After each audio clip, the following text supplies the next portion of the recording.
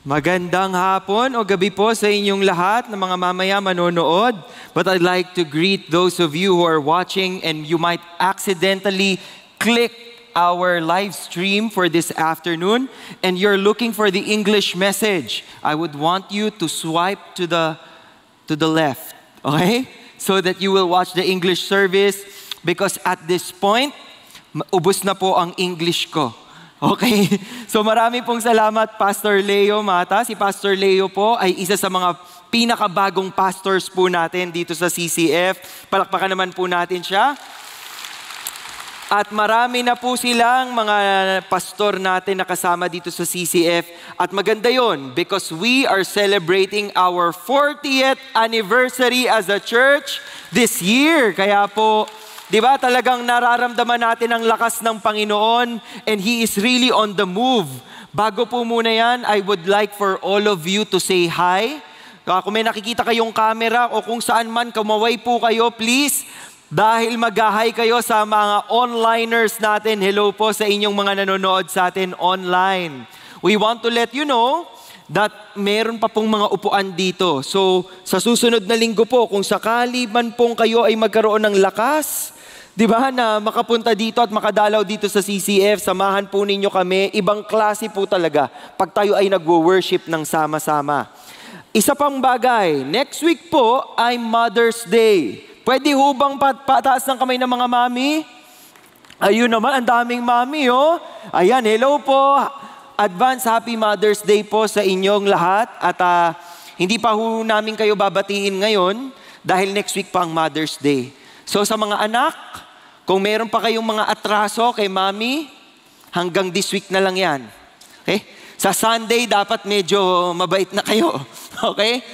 Next Sunday po, meron din tayong special video for our mommy. So please invite them. Please invite your friends, yung mga kumare nyo, mga mami, mga momshies. Yan, dali nyo sila dito para makapakinig po sila ng mensahe. We are now on the second episode of our new series called Loving God, A Life of Worship. At ang sinasabi po natin dito, ang worship po ay hindi lang pagpunta dito paglinggo.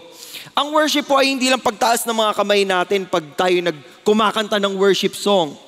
Higit pa doon, ito po ay response natin. Ito ay tugon natin sa Panginoon. Tugon natin sa lahat ng Kanyang ginawa, sa lahat ng Kanyang ginagawa, at sa lahat ng Kanyang mga gagawin pa. Tugon ito sa katapatan ng ating Panginoon. Kaya ang tanong sa inyo ngayon, tapat ba si Lord sa inyo? Amen. Amen. Praise God.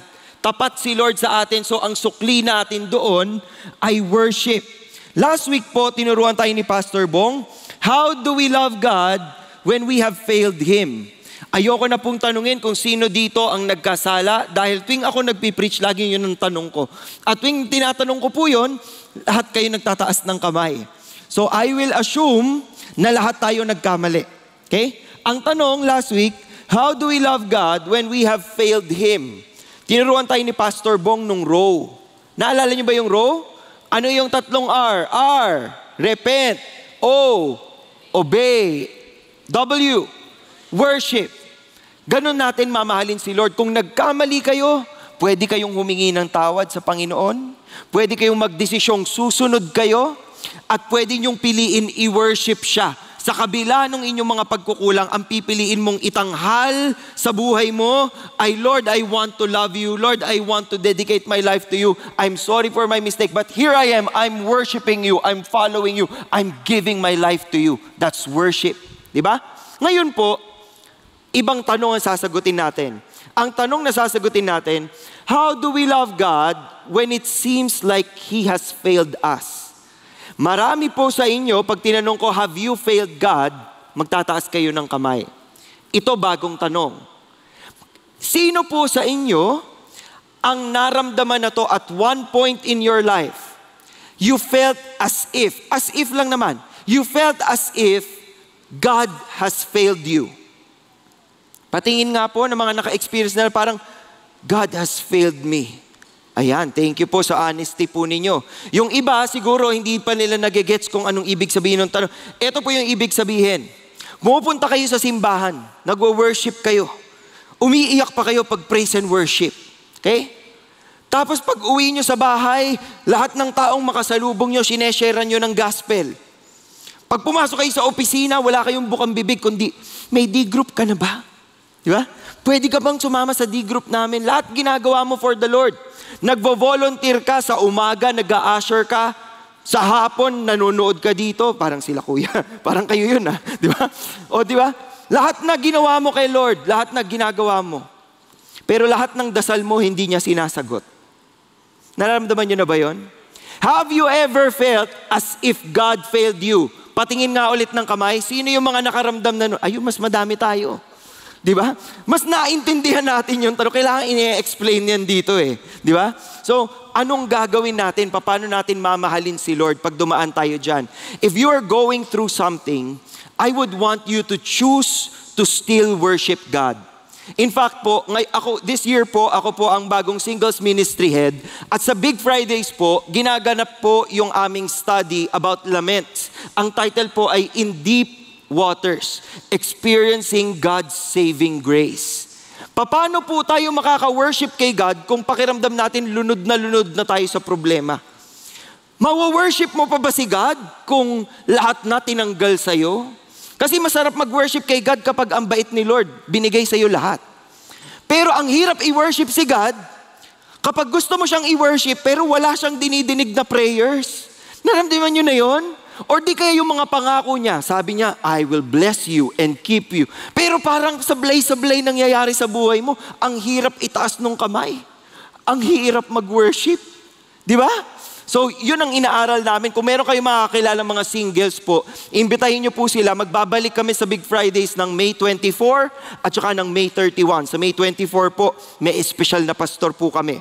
Okay? So, tingnan po natin ang message natin ngayong hapon. Worship sets you free. Pakisabi po sa katabi nyo, worship sets you free. Yan. Paano tayo palalayain ng ating pag-worship kay Lord? Paano tayo lumalaya sa mga problema natin if we choose to worship Him? Tingnan po ninyo ang Hebrews. Hebrews chapter 13 verse 15. Ang sabi ho dito mga kapatid, through Him then, let us continually offer up a sacrifice of praise to God that is the fruit of the lips that give thanks to His name. Ang una ko pong tanong, sino si Him? Sino po si Him? Si Jesus po. Paano mo nasabi yan? Paano mo nasabing si Jesus yan? Kung babalik po kayo sa mga naunang verses, minention po doon sa verse 8. Ang sabi po doon, Jesus is the same yesterday, today, and forever. Naniniwala ba kayo doon, church? Jesus is the same yesterday, today, and forever. Hindi siya magbabago. Yung kanyang katapatan, patuloy yan. Kanyang kabutihan, patuloy yan. Kanyang kapangyarihan, patuloy yan. Jesus is the same yesterday, today, and tomorrow. If you look at verse 12, the verses before verse 15, no? Ang sabi doon, through Jesus, the people are sanctified through His own blood. Ang atin pong kalinisan ay nakasalalay kay Jesus. Hindi po sa galing, hindi po sa katapatan, at hindi po sa kasipagan nating magsimba. Baka po ang nasa isip po ninyo, pag yung mga naupo sa harap, ito yung mga blessed. Wala ho dyan ang sukatan. Kahit nandyan ho kayo sa pinakatuktok sa dulo at nakatayo na lang po kayo dahil wala ng upuan, hindi pa rin yun ang sukatan dahil ang sukatan natin, through Him, kay Jesus. Anong dapat natin gawin? Let us continually offer up. Pag sinabi mong continually offer up, every Sunday ba yun? Hindi. Every day. Hindi pa pwedeng linggo lang. Sa linggo ka lang Christian. Ano ka? Di ba? Totoong Christian ka ba? Sa linggo ka lang Christian? Eh di isang araw lang yun, 7 araw po sa isang linggo. Ano ka nung mga nakaraang 6 days? Di ba? Dapat araw-araw, continually, mayroon kang ino-offer na sacrifice of praise. Ang sabi po sa Biblia, si Lord po, hindi niya hinahantay yung mga isasakripisyo mo sa Kanya. Dahil ang nagpi-please kay Lord, yung obedience. Obedience is better than sacrifice. Di ba? Wala kang ang maibigay, wala kang ang maiambag, pero yung buhay mo pagsunod kay Lord, please si Lord sa'yo. Tatandaan nyo yan. Dahil si Lord nakikita yan. Kung willing ka sumunod kay Lord, nandyan ang pagpapala. Basta nakadikit ka kay Lord. Okay? Ang sabi dito, that is the fruit of lips that give thanks to His name. Ikaw ba ay nagpapasalamat sa Kanya? Lahat ba ng bagay na nangyayari sa buhay mo, you're lifting it up to His name. Ano bang pangalan nito? Sino ba tong His name na to? Marami pong names ng ating Panginoon sa Bible. Pag tinignan po ninyo, sinasabi natin siya po ang Aba. O baka yung naiisip nyo yung mga kinakanta nyo sa karaoke na Aba. Hindi po yan yun. Aba, ang ibig sabihin ay Father. Abba, Father, you still the waves of my heart. Aba, ibig sabihin sa Panginoon tayo tumitingin. Adonai, Lord and Master. Siyang nasusunod. Alpha and Omega, the beginning and the end. El Elyon, the God Most High. Pag kayo lunod na, Lord, ang daming problema, ang daming nangyayari. El Elyon, the God Most High. Titingin ako sa iyo. Ano pa? El Roy, the God who sees. Unang beses niyong nakita yung pangalan ng Diyos na El Roy ay nung si Hagar po ay umiiyak. Yung si Hagar po, hindi niya alam ang gagawin sa buhay niya, pero nakita siya ng Panginoon. At pinagtuunan siya ng pansin ng Panginoon. El Shaddai. Alam niyo po yan, di ba? El Shaddai. Hindi po yun ang ibig sabihin. Ang ibig sabihin po ay God Almighty. Di ba? Pag sinabi mong El Shaddai, ibig sabihin, malakas ang aking Panginoon. Siya ang pinakadakila sa lahat. Ito pa, Emmanuel. Meron ba mga Emmanuel dito? Mga Emmanuel, kaway-kaway naman, mga Emmanuel. Ayun, meron mga Emmanuel dun. Oh, Emmanuel, God with us. Pangalan ni Jesus, di ba? Yahweh, the self-existent one. Yahweh Yireh, o Jehovah Jireh. Yung mga alam natin, God our provider. Sino dito pinrovidean ng Panginoon? Yan, amen, amen, amen. Yahweh Rapha, God our healer, pinagaling ni Lord. Sino? Yan. Yahweh Rapha, yan yon. Yahweh Rohi, God our shepherd. Yahweh Shalom, God our peace. Ang dami mong pwedeng ipagpasalamat kay Lord. Ito po ang gusto ko sabihin sa inyo. Ang worship po natin, hindi dependent on circumstances. Kadalasan po, willing tayong mag-worship kay God pag may magandang nangyari sa buhay natin. Pag merong na-answer na prayer, pag sinagot ka ng crush mo, natanggap ka sa trabaho, 10 taong ka ng single, tapos biglang nagka-jowa ka, parang ang sarap mag-praise. Umiiyak ka pa niyan sa praise and worship. Nakataas pang kamay mo. Diba? Pero mas mahirap po yun kapag lahat ng pinagdasal mo, hindi natupad. Ang hirap itaas ng kamay, di ba? Ang hirap mag-worship ng totoo, di ba? Pero pag inisip po ninyo, mga kapatid, pwede pa rin nating i-worship si God sa kabila ng lahat ng circumstances natin. Tingnan nyo po si Asaph. This is one of the laments in Scripture, Psalm 73. Sabi niya, as for me, my faith came close to stumbling. My steps had almost slipped. Parang nadadapa na siya. For I was envious of the arrogant and I saw the prosperity of the wicked. Bakit daw siya nadadapa? Kasi tinitignan niya yung masasamang tao, bakit sila mayaman? Bakit sila blessed? Naramdaman niyo na ba yun? Naramdaman niyo na ba yun? Dito nagsisimba kayo sa CCF, nagtataas kayo ng kamay.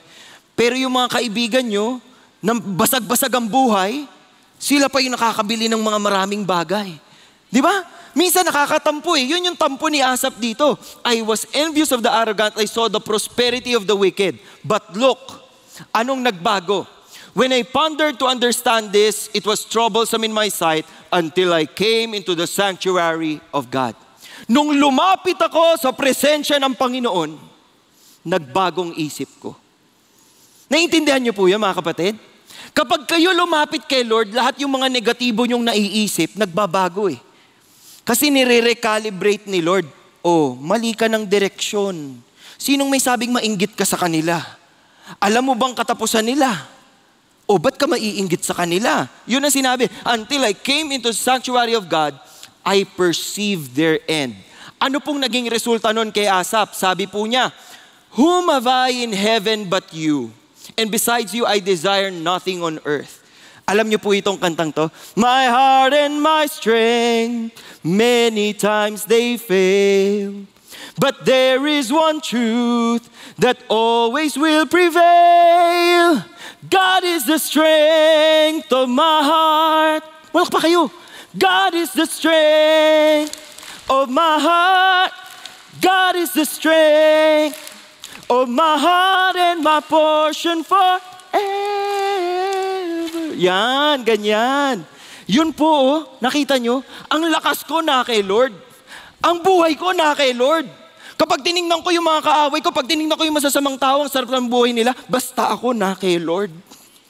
Komportable ako dito. Kahit kulang-kulang. Bakit? Bakit? Kahit kulang-kulang, bakit tayo komportable?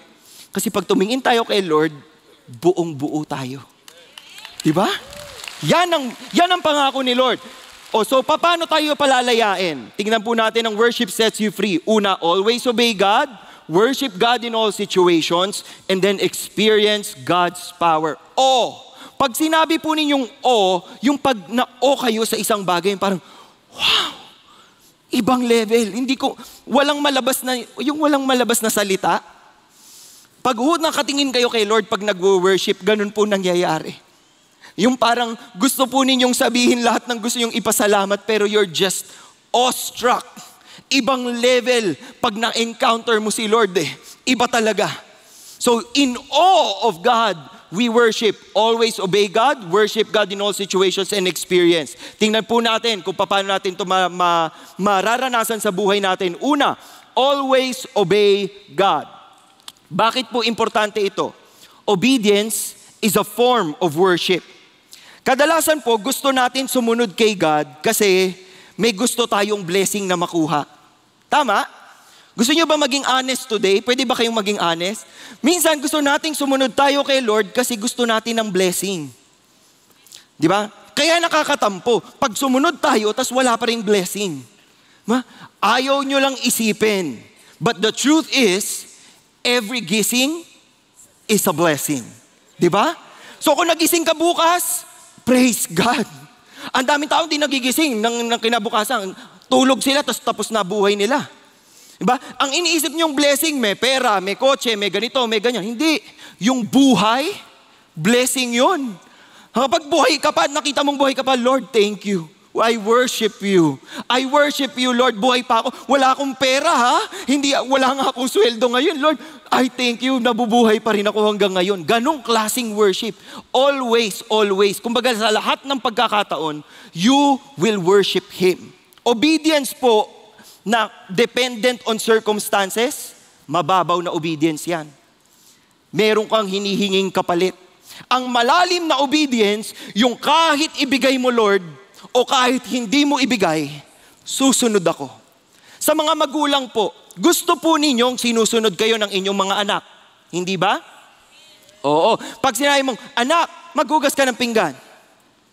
Tapos hindi susunod yan agad. Kasi po, kapag kayo'y nag-utos sa isang anak, traffic po, yung mga sound waves sa bahay. Hindi ho agad nakakarating dun sa anak ninyo. Kaya maya-maya po, nag-utos na kayong maghugas, may susunod na kayong iuutos. Magtitiklop na ng damit. Anak, maghugas ka na dito. Tapos itiklop na to. Wala pa ring galaw. Busy sa cellphone. Busy sa Facebook. Naka-earphone pa. Diba? So, tatanggalin mo. Earphone ka na, earphone. Ganyan. Sumunod ka na ngayon. Tapos may bago ka pang utos. Diba? Mga ganyan tayo mga bata. Dati lang po, nung hindi pa ako matinong tao. Diba? Pero, kung magulang mo, may choice kang wag sundin, ano nangyayari pag yung magulang mo hindi mo sinunod? Napapalo ka. Pwede kang mapalo, pwede kang masigawan, baka pa mapalayas ka pa sa bahay. Ayaw mo sumunod, wag ka na dito sa bahay na to. Di ba? Pero dapat po, pinipili natin always obey. Tingnan nyo, Oswald Chambers, sabi niya, never try to explain God until you have obeyed Him. Bago pa man kayo magpaliwanag sa ibang tao tungkol sa Diyos, tignan nyo muna kung yung buhay nyo nasunod kay God. Kasi when you obey God, it's easier for you to define who God is. It's easier because you get to experience His love. You get to experience His faithfulness. You get to experience His power in your life. So dapat sumusunod muna kayo. The only bit of God we understand is the bit we have obeyed. Ang naiintindihan lang natin sa Panginoon ay yung mga panahong sinusunod natin siya. Kaya dapat ang tanong sa atin palagi, araw-araw, Lord, am I obeying you? Is there something you want me to do na hindi ko pa ginagawa? I want to obey you every step of the way. That's how you do it, no? So tingnan po natin. Ang kwento natin ngayon ay tungkol kay Paul at saka kay Silas. Sila po ay pinapupunta sa Macedonia. Okay? Specifically sa Philippi. Yung iba po sa inyo, pag nabasa niyo yung Philippi, sila po yung mga Philippians. Yung Philippians po, hindi tungkol sa mga Philippines. Magkaiba po ng spelling yon. Yung iba po, nararamdaman nila, meron palang Pilipinas dito sa Bible. Philippians po yan. Iba yan sa Philippines. Okay? Tingnan natin ang kwento. Sabi po dito, a vision appeared to Paul in the night. Tingnan niyo yung pagsunod ni Paul, ha? Kayo ba sumusunod kayo agad sa magulang? Konti lang. Kasi lahat magulang. Yung mga anak niyo, kagabi pa nagsimba. A man of Macedonia was standing and appealing to him and saying, come over to Macedonia and help us. Anong sinasabi dito? Nagkaroon po ng vision si Paul. Okay? Vision. Na merong Macedonian man na nagsasabing, pumunta ka sa amin. Sa amin ka mag-ministry. Alam niyo po, dito talaga napakaganda ng kwento ng Biblia. Kasi si Paul, may gusto siyang puntahan eh. Gusto niyang pumunta sa Asia Minor, sa kanlurang bahagi ng Asia. Pero, hinaharangan sila ng Holy Spirit. Ayaw silang patuloyin doon sa kanlurang bahagi. Dito sila dinadala, pag ganun, papuntang Roma. So, ang dadaanan nila, yung mga regions ng Philippi, Galatia, yung mga lugar diyan, doon sila pinapapunta. At dahil masunurin si Pablo, alam mong susunod siya. Tingnan nyo, immediately, we sought to go into Macedonia. Di ba? Sumunod agad. Hindi po katulad natin kapag si Lord nakipag-usap sa atin sa isang panaginip o sa word, or di kaya sa preaching sa Bible, makikipag-usap muna tayo sa mga kaibigan. Huy, sabi sa Sunday service, ganito daw. Totoo kaya to? Diba? Hanggang hindi ka na sumunod. Kasi lahat ng tao sa barangay ninyo, tinanong mo. Pinost mo pa sa Facebook, totoo kaya ito? Hello? Pag narinig mo si Lord, sunod ka kaagad. Nakikita mo sa Bible, sundin mo kaagad. Obey immediately. Ayan o, immediately we sought to go into Macedonia. Doon agad sila pumunta. Tsaka napapaliwanag ni Lord kung bakit. Basta sumunod ka. And then what happened? On the Sabbath day, we went outside the gate to a riverside where we were supposing that there would be a place of prayer. Yun naman ang target ni Paul. As a missionary, unang pupuntahan niya yung mga taong nagdadasal na. So posible po itong mga Hudyo. Okay? O may experience sila sa Diyos ng mga Hudyo. We sat down and began speaking to the women who had assembled. Ang nakita po ni Pablo ay mga babaeng nagtitipon-tipon. Pag nakakita kayo ng mga women na nagtitipon-tipon, anong ginagawa nila? Hindi po, kayo talaga. Sabi na po dito, it's a play. yung mga babae, confident pa silang nagsagot, nagchichismisan. Hindi po. Ang ginagawa po nila ay nagpe-pray kasi it's a place of prayer. Okay? A woman named Lydia, from the city of Thyatira, a seller of purple fabrics, a worshiper of God. Okay? Hindi to Hudyo, pero nagwo-worship sa Diyos. Was listening, and then tingnan nyo, the Lord opened her heart to respond to the things spoken by Paul. Hindi lang po si Paul ang sumunod, pati po si Lydia ay sumunod sa leading ni Lord na makinig at tanggapin yung sinasabi ni Pablo. Diba? She responded to the gospel. And then if you move fast forward po ng verse 15, when she and her household had been baptized. Ibig sabihin, hindi lang si Lydia at yung kanyang mga kumari doon, pero yung kanyang pamilya nakakinig at nabaptize. Ibig sabihin, lahat sila sumunod sa leading ni Lord.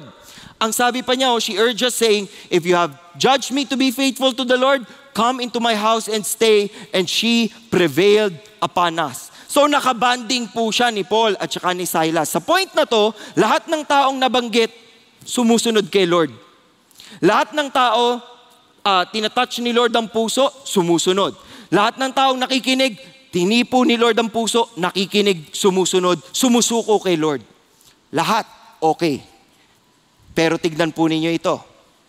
It happened that as we were going to the place of prayer, a slave girl having a spirit of divination. Pag spirit of divination po, technically that's a demonic attack. Demonyo yan. Bakit?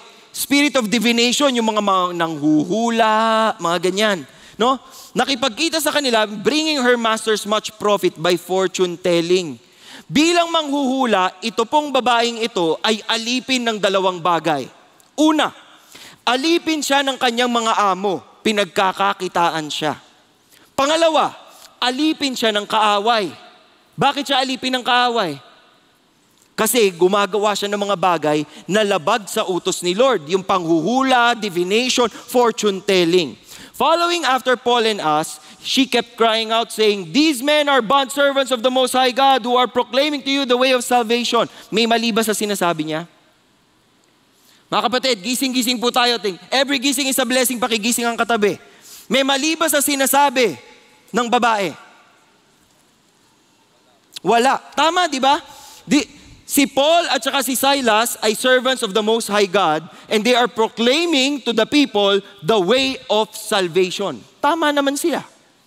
Wala naman siyang pagkakamali doon. Pero marahil po, ang pinupunto dito ay nakakagulo siya.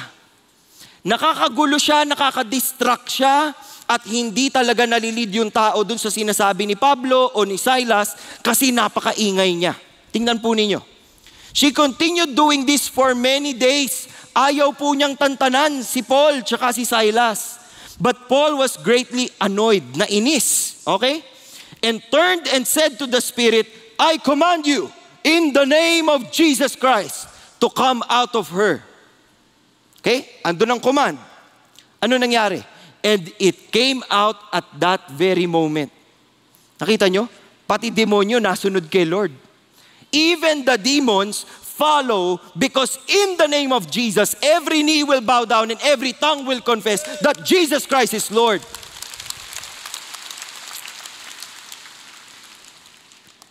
Hindi ko po sinasabi na kung maingay po ang asawa ninyo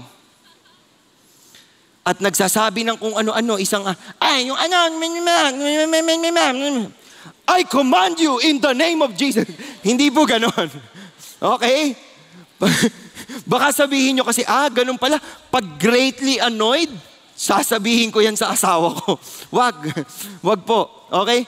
Ito meron talagang demon na nag-a-affect dun sa tao. At talagang pinalaya siya. Pinalaya siya sa pangalan ni Jesus. Pero napiko ng mga boss niya. Tingnan nyo. When her master saw that their hope of profit was gone, they seized Paul and Silas. Nakita nila hindi na kami kikita, tumino na yung alipin namin. Ang ginawa nila, kinuha nila si Paul tsaka si Silas. Hinatak nila and then they dragged them into the marketplace before the authorities. And when they had brought them to the chief magistrates, ito po ay mga Romano. Wala ho silang kaalam-alam sa mga customs ng Hudyo. Hindi ho sila mga Kristiyano. They were willing to destroy enemies. Ang sabi po sa kanila, "These men are throwing our cities into confusion, our city into confusion. Being Jews, nanggugulo sila mga Hudyo, and are proclaiming customs which it is not lawful for us to accept or to observe, being Romans." Nagsumbong sa pulis. Ano po ang gagawin ninyo kung kayo si Paul at si Silas? Sumunod kayo kay Lord, ginawa nyo naman ng tama, nag-share naman kayo ng gospel, pero ngayon, nahuli kayo. Diba? Magte-thank you ba kayo kay Lord? Ay, thank you Lord, nahuli ako. Ganun ba? Hindi, diba? Mapapatanong kayo, bakit ganun? Ginagawa ko naman yung tama. I'm following you. Lord, bakit naman to nangyari sa amin? Nakikita nyo yung posibleng mangyari? Andiyan pa ba kayo?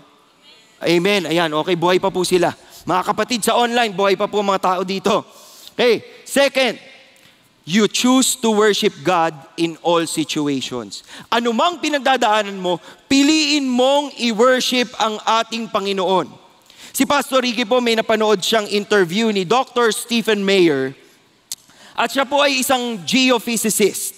at Director of Discovery Institute Center for Science and Culture. Siya po ay defender of the Christian faith, so magaling siya sa apologetics. Tapos na-interview po siya ni Piers Morgan, isang British interviewer. Tinanong siya, ano yung pinakamahirap na tanong na nahihirapan kang sagutin? Ang sabi po niya, I just lost my mother. The deepest and hardest questions in life are not big metaphysical questions. Hindi mo ako mapapahirapan sa Big Bang Theory, evolution, etc., etc., etc. I think, ito daw po ang mahirap. It's the questions that come up because of the events in your own life. Suffering, for example. Bakit ako nagsasuffer? Bakit itong nangyari sa buhay ko? Pwede namang ganito. Bakit kami pinanganak na mahirap? Pwede naman akong pinanganak na mayaman. Bakit ganitong napangasawa ko? Bakit ganitong napanganak ko? Bakit dito ako nabuhay? Bakit hindi ako sa Amerika nabuhay? Yung mga ganong klaseng tanong. Why these things went this way rather than those way? Those are the questions I think are the hardest ones. At totoo po yun. Mahirap pong intindihin ang buhay kapag malabo. Tama ba? Pag ang labo nang nangyayari sa'yo, Lord, mahal naman kita, bakit naman ganun? Lord, I love you naman, ba't ako nahihirapan? Pero tingnan po ninyo, nung J-Zoner ako, isa sa mga kantang pinag-aralan ko ay Blessed Be Your Name. Meron akong devotional book sa St. Francis Square pa to, na ang title ay Blessed Be Your Name, at bawat lyrics ay inaayos niya. Sabi po doon, Blessed be your name when the sun's shining down on me, when the world's all as it should be. Blessed be your name. Anong ibig sabihin nun? Blessed be your name, Lord. Ang saya-saya ng buhay ko. Blessed be your name, Lord. Okay na okay ang umaga ko. Simula umaga hanggang gabi, walang sablay. Blessed be your name, Lord. Hindi kami nag-away. Blessed be your name, Lord. Okay na okay ako. Pero yung sumunod, mas mahirap. Blessed be your name on the road marked with suffering, though there's pain in the offering. Blessed be your name. Kaya nyo ba yung sabihin kay Lord? Blessed be your name, Lord, kahit ako ay nagsasuffer. Blessed be your name, Lord, kahit ako ay nahihirapan. Blessed be your name, Lord, kahit may mga kulang pa sa akin. Dahil sa iyo, Panginoon, buo ako. Blessed be your name. Blessed be your name. Blessed be your name. Pipiliin ho ninyong i-worship si God sa kabila ng mga circumstances. Dahil pag we-worship mo si God based on your circumstances, may mga araw na ayaw mo siyang i-worship. Totoo ba? Di ba? Pag hindi kayo masaya sa buhay ninyo, ang hirap mag-worship. Pero kapag sinabi mo sa sarili mo, Lord, anumang mangyari sa buhay ko, masaya, nasa itaas ako ng gulong, o nasa ilalim ako at napipisa na ako at pigang-piga ako, on both ways, I will worship you, God. I will worship you for who you are. Ganon ang ating conviction. Okay? Tingnan nyo yung nangyari. The crowd rose up together against them and the chief magistrates tore ang pinunit po nilang damit ay mga damit ni Paul at saka ni Silas. Pinunit nila yung damit and then proceeded to order them to be beaten with rods. Napaka-unfair po nito, walang hearing. Pinagpapaluho sila ng stick. Ay, ikaw nga, pag nakakita ka ng tsinelas ng nanay mo, naalala nyo ba yung tsinelas ng nanay nyo? Pag hawak na niya yan, gusto mong lumipad di ba? Lalo na pag binato sa'yo, tapos hindi ka tinamaan, sasabihin sa'yo, iabot mo yan sa akin. Mas malapit sa kanya. So pag pinulot mo yung tsinelas, gaganyan ka na mag-aabot sa nanay mo kasi pag naabot niya, patay yung kamay mo, di ba? Ito hindi, ito talagang pinagpupuk-puk-puk sila. Grabe, nakita nyo naman, sakit na sakit si Paul. Hindi ko alam si Paul yan, baka si Silas yan. Di ba? Pero talaga binigyan sila ng ganitong klaseng parusa nang hindi sila napapatunayang nagkasala sila. Ano pang nangyari? When they struck them with many blows, they threw them into prison, commanding the jail guard to guard them securely. And he, having received such command, threw them into the inner prison. Yung inner prison, yung talagang wala ka nang makikitang araw. Walang ilaw doon, madilim doon. And fastened their feet in the stocks. Ano pong ibig sabihin yan? Ano pong itsura niyan? Naku, kawawang-kawawa si Paul tsaka si Silas. Pag inisip ninyo, nag-share lang naman kami ng gospel. Sabi ni Lord, pumunta kami dito. Sabi ni Lydia, pumira kami sa kanila. Itong si slave girl nang gugulo, sabi ko lang, get out of her in Jesus' name. Ba't kami nandito? Hindi ko alam kung yun yung sinasabi ni Paul. Diba? Pero itong gusto kong pakita sa inyo. Kapag kayo dumadaan sa paghihirap, kahit mahal na mahal nyo si Lord, gamitin po ninyo ang psalm na ito. Ito ay another lament in the Psalms. Hear my cry, O God, give heed to my prayer. From the end of the earth, I call to you when my heart is faint. Tumatawag ako sa iyo, Panginoon, nang hihina ako, pero tumatawag ako sa iyo, lead me to the rock that is higher than I. Anong ibig sabihin ng prayer na yon? Ang daming alon, lumalamon sa iyo, nilalamon ka ng iba't ibang alon ng problema. Panginoon, iangat mo ako. Ilagay mo ako sa kung nasaan ka. Para lahat ng problemang nangyayari sa buhay ko, kita ko siya in the perspective of who God is. Hindi ako nilalamon ng problema kasi hawak ako ng tapat na Diyos. Ganon dapat tayo, mga kapatid. Ganyan po ang ginawa ni Paul at saka ni Silas. Wala pong ilaw dyan, inilawan lang po para makita nyo sila. Okay? Madilim talaga dyan, pero nakaganyan ang kanilang paa, hindi sila makakagalaw. Ano pong ginawa nila? Nag-praise and worship sila. Praise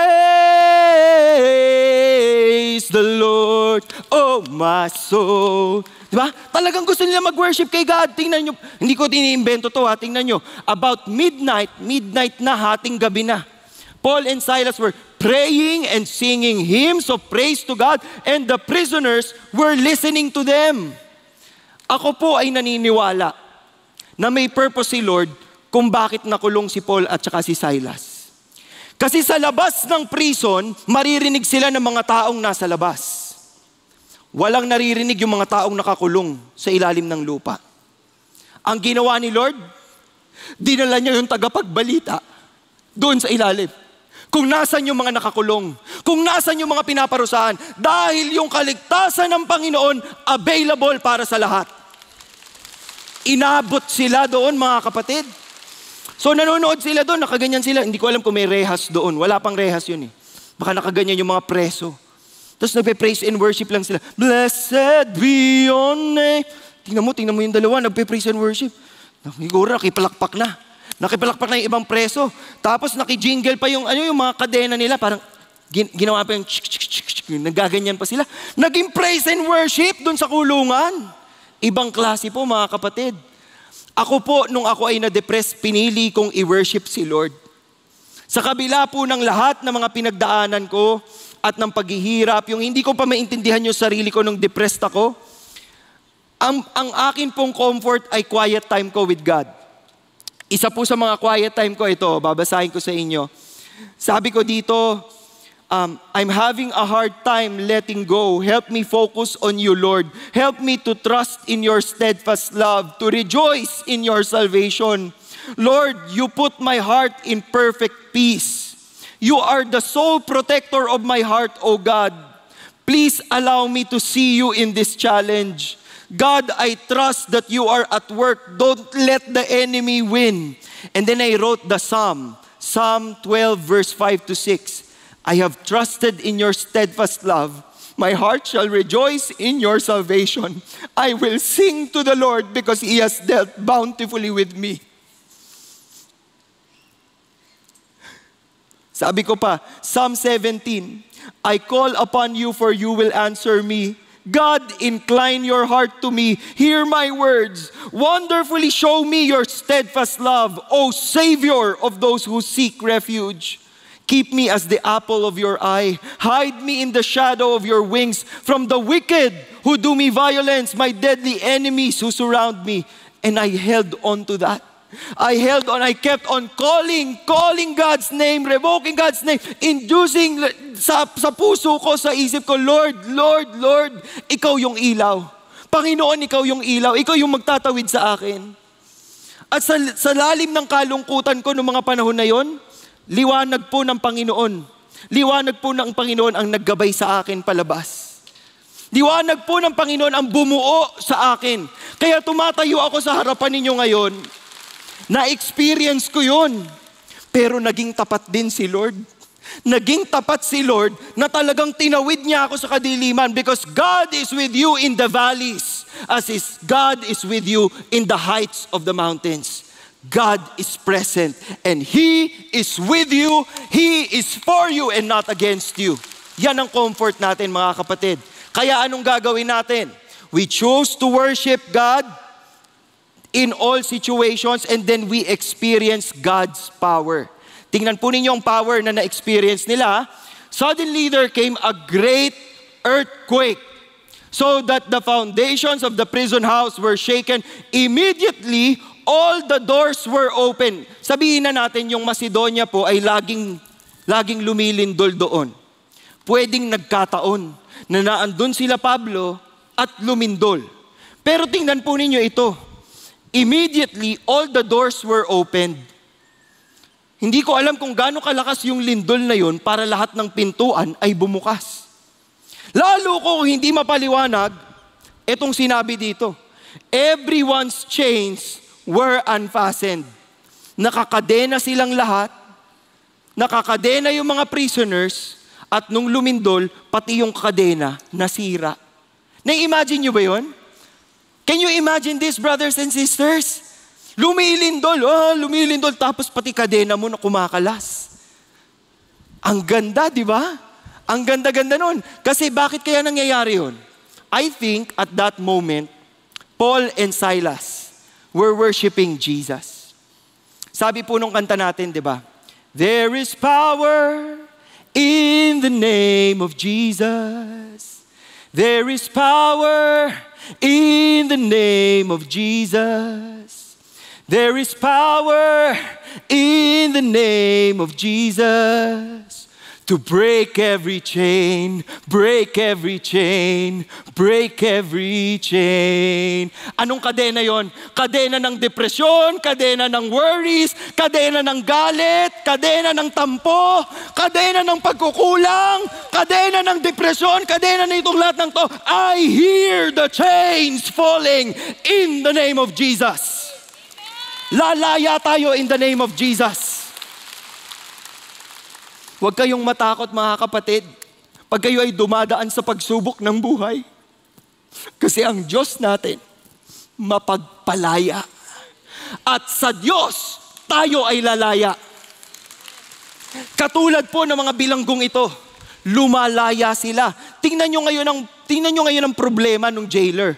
When the jailer awoke and saw the prison doors opened, he drew his sword and he was about to kill himself. Naintindihan nyo ba yung nangyayari? Yung jailer, pinagbilinan siya, wag mong papatakasin yan ha. Pagkita niya, lahat ng bilanggo nakatakas. Kinuha niya yung espada niya, sasaksakin niya yung sarili niya. Kasi nga nakatakas yung mga prisoners. Pero pinigilan siya ni Paul. Sabi ni Paul, op! Wag mong gagawin yan. Mababait kaming mga tao. Hindi kami lalabas ng kulungan. Kasama namin si Batang Quiapo. Joke. Hindi ko alam kung pinapanood niyo 'yun, di ba? Pero wala, hindi kami lalabas. Andito kami. We are all here. And he called for the lights and rushing and trembling with fear, he fell down before Paul and Silas. Yung mismong jailer na nagbabantay sa kanila, lumuhod kay Paul tsaka kay Silas. Sabi, "Sir, anong gagawin ko para maligtas? Sir, gusto ko rin pong maligtas. Ano pong gagawin ko?"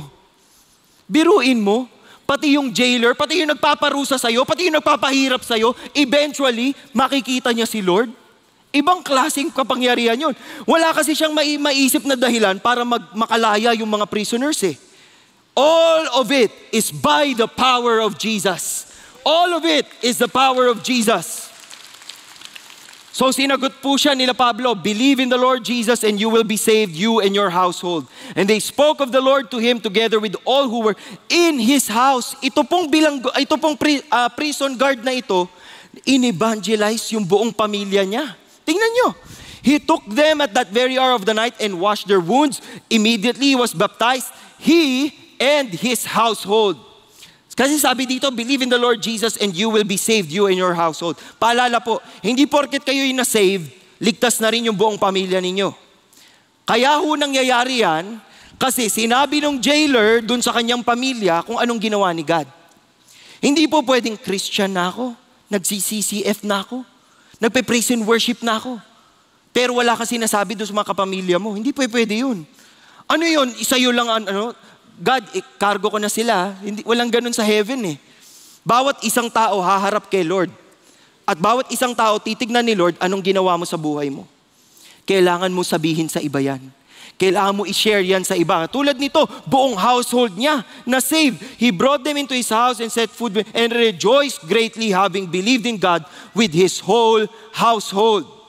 Kaya ng Panginoon baguhin kahit yung jailer, kahit yung nang bibilanggo, binago ni Lord ang buhay. Meron pong pagbabagong nangyayari ngayon sa mga modern day jailers natin. Meron po tayong Bureau of Correction o Bucor. At yung mga Bucor po, meron po tayong leader sa Bucor na tagasunod ng Panginoon. At ang gusto po niya, yung mga magiging jailers, ang gagawin, dapat maganda ang kanilang values. Kailangan maging mababait na tao sila, mahal nila si Lord, para respetuhin nila yung kanilang trabaho at hindi sila lamunin ng kasamaan. Kaya po ang ginawa ng CCF, meron po tayong ginawa. Tingnan po ninyo yung ginawa natin. Nasaan yung ginawa? Ito, ayan. Ito po ay yung unang batch ng Bucor personnel na nakumpleto po nila itong book ni Pastor Bong na Heart of a Champion. Pinag-aaralan nila. At lahat po sila nag-ongoing ng training, dumaan sa training, at dito po sa training na to, sa librong sinulat ni Pastor Bong at ginawa para dito sa kanila, lahat sila susuko kay Lord. Lahat sila susuko kay Lord. At pag kayo, itong mga to, kapag to naging mga, meron na silang trabaho sa Bucor, sa Bureau of Correction, nagbantay sila ng mga kulungan, ang bitbit nila, hindi lamang yung higpit ng batas, pero yung lakas ng grasya ng Panginoon. Yung kapangyarihan ng Panginoon na magbago ng buhay. Isipin ninyo kung ilang taong pwedeng magbago ang buhay, ilang tao ang pwedeng lumaya. Pero tayo rin kailangan din nating lumaya Kayo ba ay may takot, galit, puot, unforgiveness? Wala ba kayong purpose? Nanghihingi kayo kay Lord, Lord, gusto ko malaman yung dahilan ng buhay ko. That can imprison you. Addiction, jealousy, lust, immorality, mga pornographic material. Wala, hindi ka ba makahindi sa tawag ng laman? Eto, may pride ka ba? Hindi ka ba sure sa identity mo, sa relationships mo? Hindi ka ba maniwala kay Lord? Nabubuhay ka ba sa kasalanan? Ang bilin ko sa inyo, pwede tayong lumaya if we choose to worship Jesus. Because worship sets us free. Magbibigay ako ng ilang mga kwento sa inyo bago tayo matapos. Ang una kong kwento sa inyo ay si Dr. Bekele Shanko. Mapapanood niyo po ang kanyang kwento sa YouTube. Hanapin niyo lang po. Pero ikikwento ko na ngayon para hindi niyo na panoorin. Baka maghanap pa kayo ng subtitle. So ikikwento ko siya ng Tagalog. Para gets niyo. Okay? Si Dr. Bekele po, mahirap ang kanyang kinalakihang lugar sa Ethiopia. Sobrang hirap. Parang ganito po ang itsura. Okay? Si Dr. Bekele po, meron din ho siyang tatay na lasinggero at addicted sa yosi. Bakit? Kasi ho doon sa kanilang tinitirahan, merong albularyo, mangkukulam, witch doctor, kung ano mang tawag nyo sa kanya. Na ang sinasabi sa tatay niya, gumamit ka nito, inumin mo to. Kaya yung tatay niya naging lasinggero, yosi ng yosi. Hindi ko alam kung yung yosi nila, yung social na yosi, o yung mga gawa sa dahon. Basta, ganyan ang ginagawa niya. Okay? Ngayon, yung tatay niya, na lasinggero. Okay? Nalasing. Kagabi. Okay, nalasing. Okay? Nalasing. O, ba't hindi tumatawa?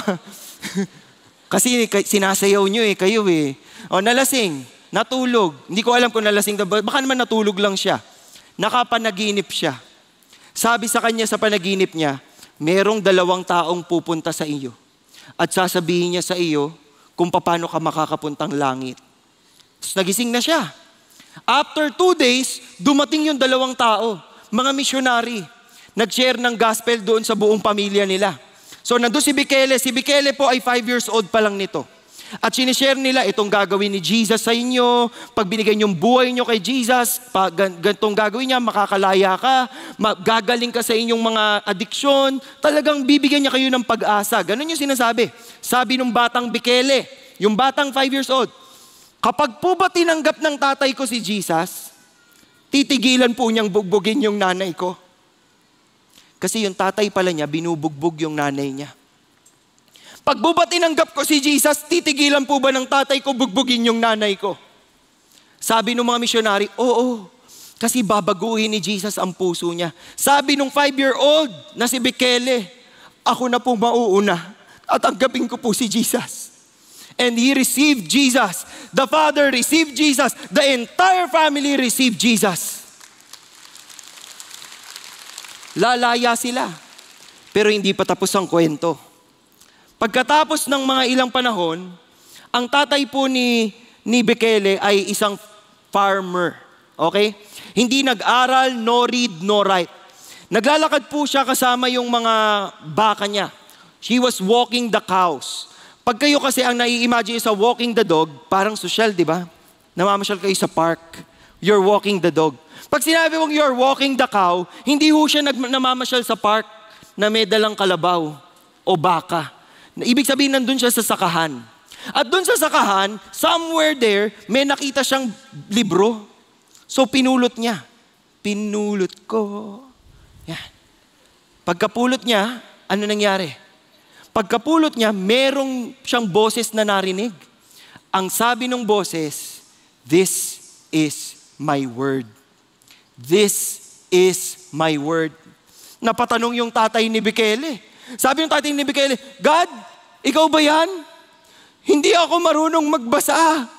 Wala akong alam na babasahin. Hindi ko alam paano to babasahin. Pero kung tuturo mo sa akin kung paano to basahin, tuturo ko to sa iba. Pag uwi ho niya ng bahay, binuklat niya yung Biblia, nababasa niya yung Bible.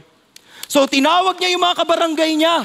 Tinawag niya lahat ng tao, mga 400 na tao, tinipon niya at sinabihan niya, binasahan niya ng Biblia. At lahat sila lumalapit kay Lord.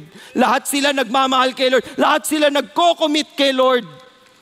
Buong village, buong tribo, naliligtas. Dahil dun sa tatay na walang alam.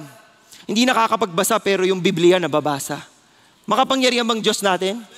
Powerful ba si God? Nagpatuloy po yan for 37 years hanggang mamatay yung tatay ni Bekele. At ang milagro po dito, walang ibang librong nabasa ang tatay ni Bekele kundi ang Biblia. Si Bekele po, bibigyan siya ng ibang libro. Dad, basahin mo to. Hindi ko mabasa. Pero pag Bible yung hawak, nababasa. Walang ibang nabasang libro kundi Biblia. At sapat yun because God's word is enough. Mga kaibigan, tingnan ninyo. Ang tribo po ni Bekele ay over 1 million people ngayon. At 97% of them ay born-again Christians. Ibang klase. Ngayon po, yung kanyang mga katribo ay sinisend out sa iba't ibang parte ng mundo as missionaries. Makapangyarihan ba si God? Kaya ba ni God magpalaya? Kaya ba ni God magpagaling? Kaya ba ni God yung mga imposible? Kaya ni God kasi Diyos siya. Worship Him, church. Worship sets you free. Meron pa akong ilang mga kwento sa inyo at may live tayong taga-kwento mamaya pero gusto kong paalala to sa inyo.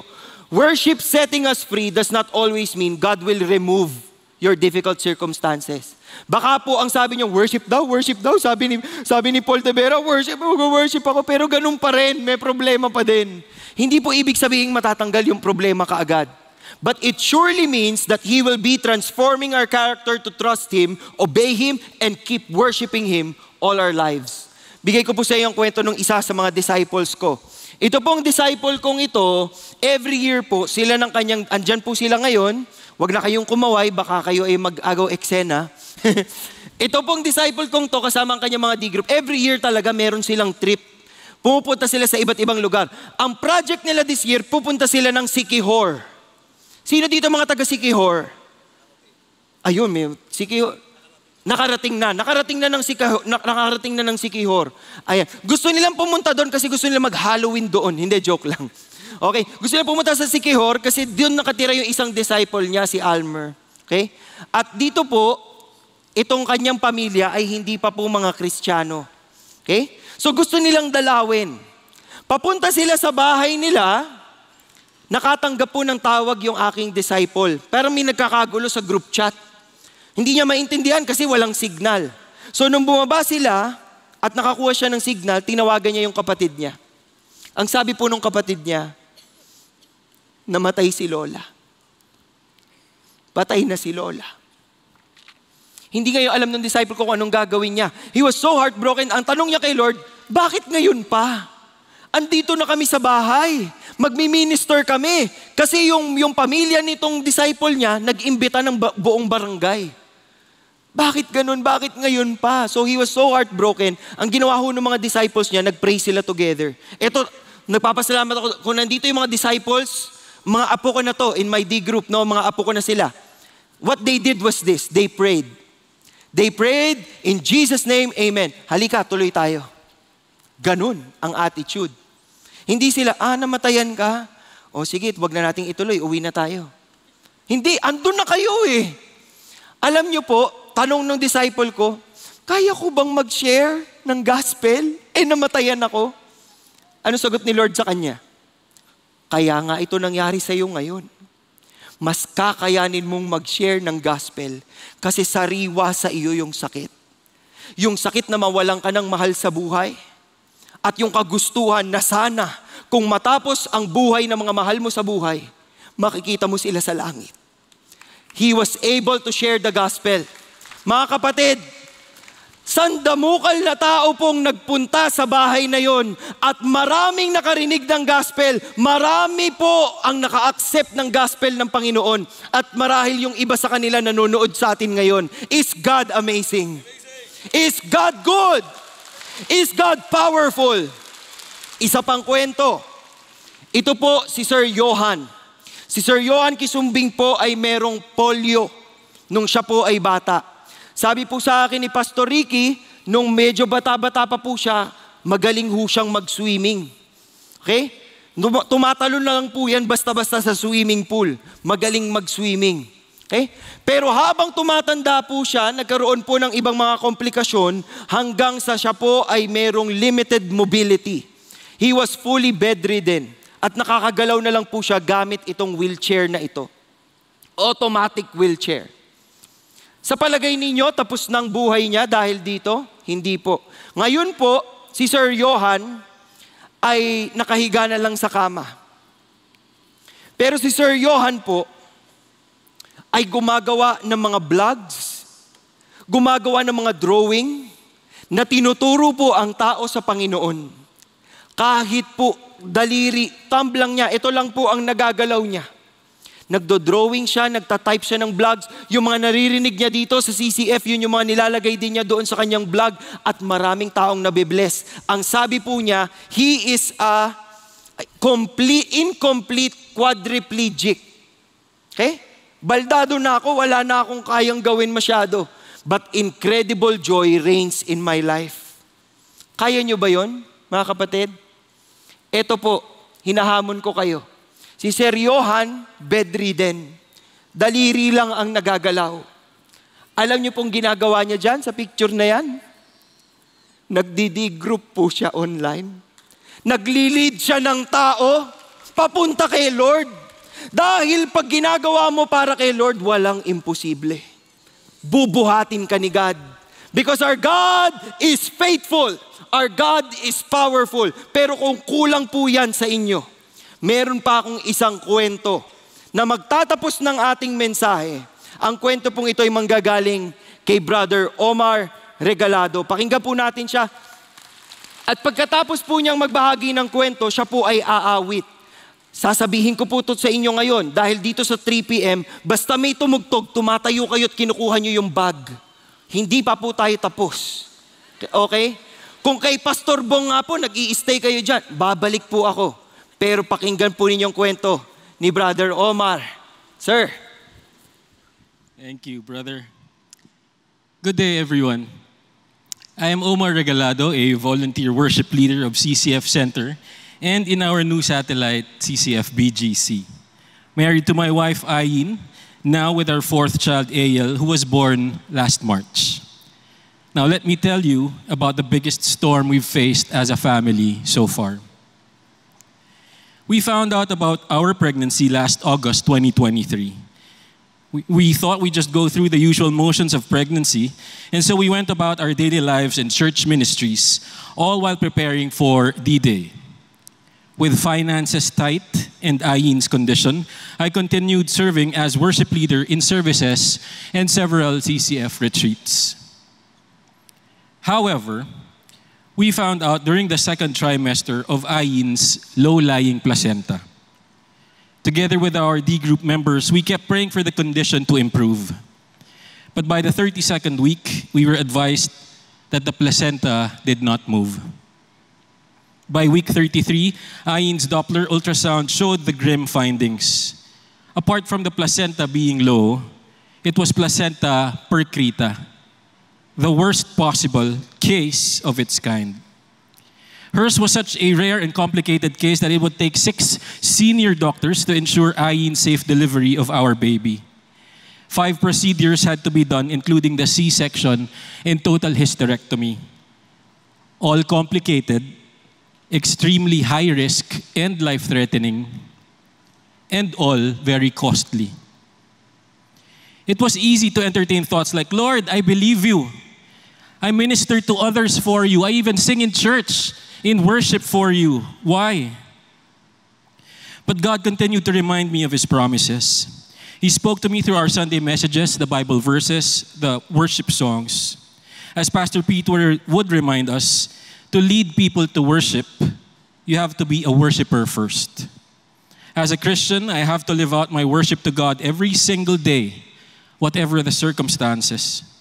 That no matter how big the problem is, how rough the waves are, or how strong the storm is, I believe our God is stronger.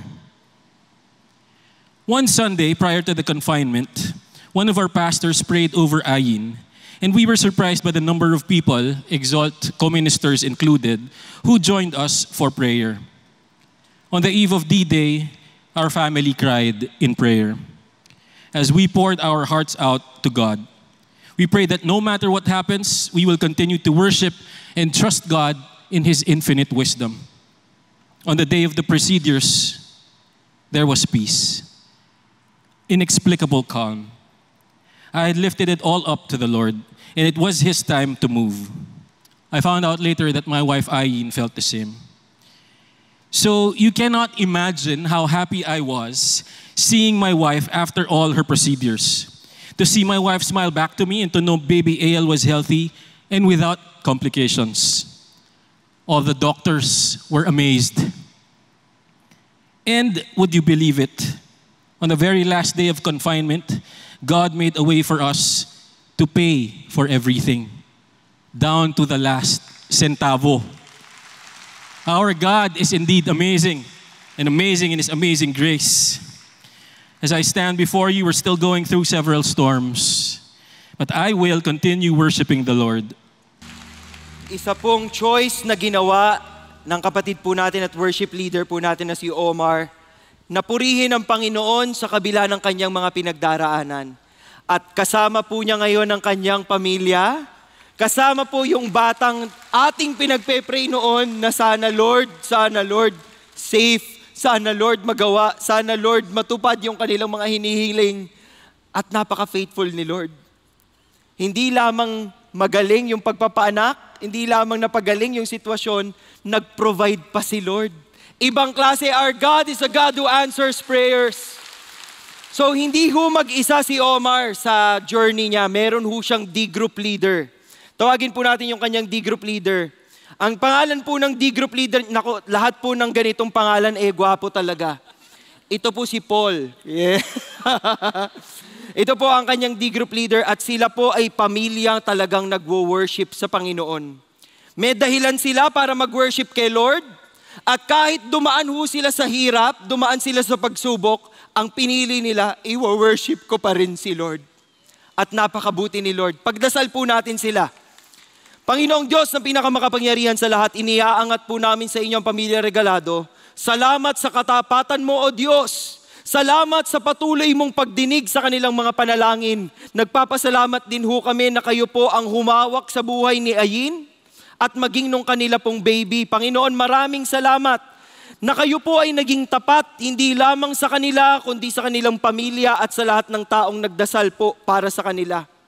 It is our prayer, Lord God, that they will be able to glorify you and please you and honor you in their family. That, Lord, you will use them mightily and people will know that you are a God who hears prayers, you are a God who answers prayers, and we will all worship you because you are the God who sets people free. Continue to use Omar mightily, Lord God, in the music ministry as he leads worship so that people will come to the saving knowledge of what you can do in Jesus' name. And all of God's people say, Amen and Amen. Palakpakan po natin at marami pong salamat. God bless you all. Mga kapatid, hindi ko alam kung anong pinagdaraanan ninyo. Pwede kung meron kayong pinagkakahirapan ngayon, may sakit kayong dinadala. Pero katulad po nung jailer na tinanong si Paul at saka si Silas, Sirs, what must I do to be saved? What must I do para magbago tong buhay ko? What must I do para magbago yung kwento ng buhay ko? What must I do? Ang sagot ho, believe in the Lord Jesus and you will be saved. Isusuko mo ba ang buhay mo kay Jesus? Marahil po unang beses nyo itong naririnig. Kayo po ay mahal ng Panginoon. And Jesus gave His life for you. He died on the cross for you to redeem you from your sins, to redeem us from our sins. And today He's declaring freedom because there's freedom in the name of Jesus. There's power in the name of Jesus. There's life in the name of Jesus. We pray today, church. Jesus, we lift up our hands to you. We worship you today. And Lord, kung meron man pong tao kaming kasama ngayon na hindi pa nakakakilala sa inyo at hindi pa sumusuko sa inyo, Jesus, katukin po ninyo ang kanyang puso ngayong oras na ito. At kung si Lord ay kumakatok sa puso't isipan mo at sinasabi sa iyo, anak, sumuko ka sa akin ngayon. Isuko mo ang buhay mo sa akin. Because I will do great and mighty things in your life. If you want to surrender to Jesus, why don't you raise your hand? Lord, nakikita niyo itong mga kamay na ito. Allow them to experience you today, Jesus. Remind them, O God, that as they repent, as they ask for forgiveness for sins that they've committed, you grant them forgiveness. You grant them cleansing. You grant them grace and mercy and power. And you grant them victory. Lord, set these people free and allow them to worship you in spirit and in truth. Mabababa nyo na ho inyong mga kamay. Para sa inyong lahat ngayon, kung tinatawag kayo ni Lord para mag-worship sa Kanya ngayon with all your heart, soul, mind, and strength, the proper response to Him is to really worship. So if you can stand to your feet and declare to Jesus, Jesus, I love you. Jesus, I thank you. Jesus, I am free in you. Jesus, my scars are erased in you. Jesus, my struggles, I will win the victory in you. Jesus, your grace will set me free. Jesus, we lift up your name on high. Glorify Jesus in this place, church. Worship Him with all your heart.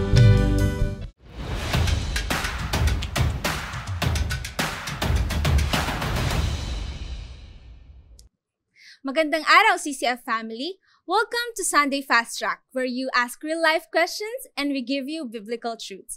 Ako po si Jeryl Orgasan mula sa Elevate Exalt Ministry at kasama po natin ang ating pong speaker na si Paul De Vera upang sagutin ang inyong mga katanungan. Magandang araw po, Brother Paul. Maraming salamat po sa inyong mensahe patungkol sa unfailing love ng Diyos. At para po sa ating unang katanungan, paano po ba natin matutulungan ang mga tao na bumalik sa Panginoon kung sa kanila pong pag-iisip ay pinabayaan na sila ng Diyos dahil sa masasamang nangyari po sa kanilang buhay? Halimbawa po ay yung iba po sa kanila na abuso o naging biktima po ng mga krimen. Ako, napakagandang tanong yan, no? Ang naiisip ko dyan is si Joseph doon sa Genesis, di ba? Lahat ng nangyari sa kanya, lahat mali eh. 'Di ba na napahirapan, nakulong, initsepwera ng mga kapatid, binenta, 'di ba? Pero sa lahat ng bagay na 'yon, ang comfort niya, tignan po ninyo maigi kung bubuklatin niyo po ang inyong mga Biblia sa Genesis chapter 39, pinipili pa rin po ni Joseph na i-glorify si God. Sabi niya dito, how then could I do this great evil and sin against God? Pinipili po niya ang Panginoon. At anong sukli nun? Maraming beses po ninyong mababasa sa buhay ni Joseph that the Lord was with Joseph.